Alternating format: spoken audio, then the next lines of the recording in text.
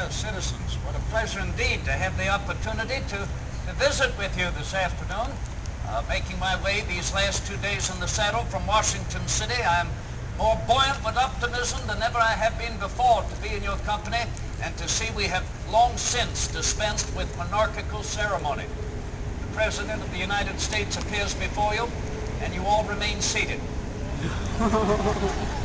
That is how it should be.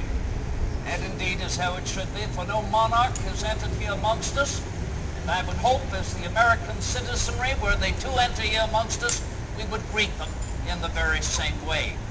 Recognize that there is no difference, if you will, amongst the citizenry, and particularly in the government that they allowed to be seated for them.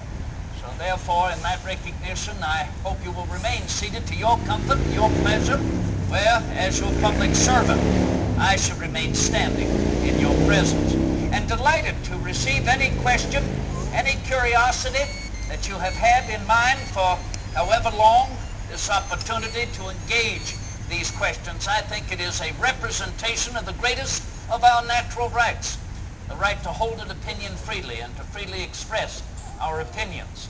And I hope we recognize ever that these are the rights that are given to us not only as Americans. These are the rights that are given to the family of man across this globe, not by any government, not by any chief magistrate. These are the rights that are given to the family of man by nature and nature's God.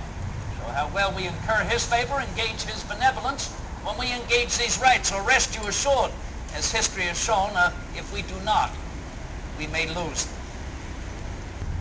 But perhaps you've read that the Federalists are printing in their newspapers that President Jefferson enjoys taking every opportunity to provide a vacation for himself. In fact, they say President Jefferson takes more vacations than any other United States president. Have you read that?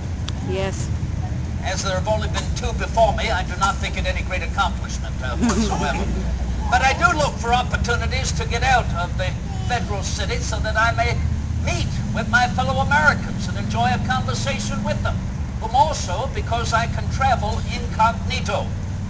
Nobody knows what I look like. Could you imagine if a president's likeness could be duplicated in the newspapers the same way as words and sentences are?